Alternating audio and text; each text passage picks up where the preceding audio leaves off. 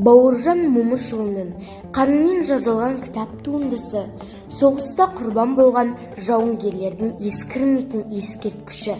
Бұл шығарманы балауса жеткіншектер неғұрлым ерте оқыса, соғұрлым ерте есейе түсетіні сөзсіз.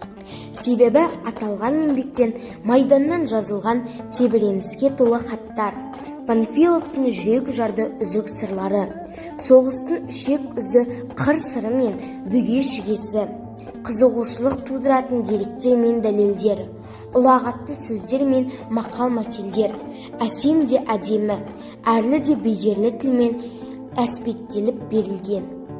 Сонымен қатар, соғыс өнеріне қатысты қызықты деректер, майдан тәжірибесі, тактика мен талайғы айла тәсілдер, адам баласының ақыл-ойын баурап алар құдіретімен, сол сұрапыл күндерді көз алдына елестетер қуаттылығымен ерекшеленеді. Өз ұлтын құрметтеп, мақтан тұтпайтын адам сөзсіз сатқын және қаңғыбас. Ұлттық мақтаныш, ұлт өкілі тұлға үшін қасиетті және бұзылмайтын заң. Бұл қолбасшы да емес, жауынгер де емес, нағыз шығармашыл тұлғаның бірегей сөзі.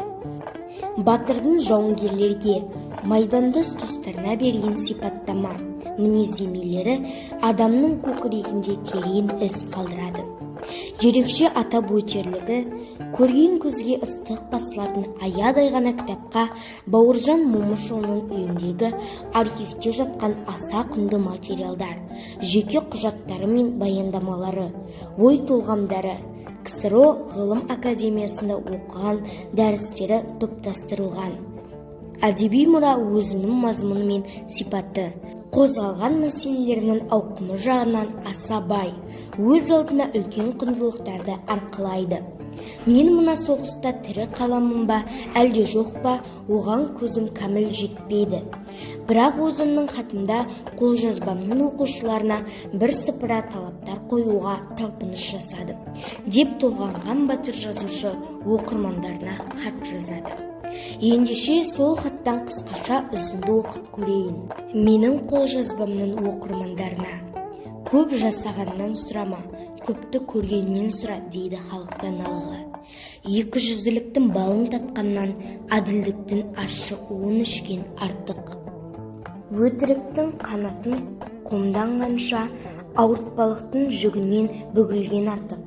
Өзін сыйламаған басқаны сыйлауға қабілетсіз. Қандай керемет сөздер, кестелі тіл, кемеңгер ойлар. Бұндай философиялық ойлардың батыр жазушының жүрегінен төгіліп жатуы заңдылық деп ойлаймын. Меніңше, осындай өрелі сөздерден кейін кітапты әрі қарай оқымау мүмкін емес. Бұл сөздерден ақ батырдың халық алдындағы үлкен жауапкершілігін, майдандас жауынгерлеріне деген ізгі ниетін, тарих алдындағы адалдығын көруге болады. Хаттың соның жазушы: отырсам көп ойланып күнім жақын, әр адам біле бермейді сөздің парқын.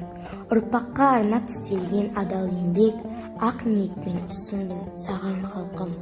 Жазушы болмаған соң менің затым, көркемді жұмыр емес жазған хатым. Салмақтайтын саналы ер табылса, атаусыз неге қалсын менің атым, деген отты өлең жолдарымен түйіндепті. Бұл өлең жолдарынан Бауыржан Момышұлының ақындық қуатының батырлық болмысындай асқа екендігін көреміз. Отты жылдарда қан кеше жүріп, қан терін сарқып, болашаққа аманат ретінде ұлы еңбек қалдырды. Ендеше бүгінгі ұрпақтың қанмен жазылған кітап туындысын оқуы батыр жазушының аманатын орындау, тарихқа жауапкершілікпен қарау деп білемін. Олай болса, қанды соғыстың қатыгез бейнесі шынайы бейнеленген шығарманы назардан тыс қалдырмайық, достар. Осы туындыны оқуға асығайық.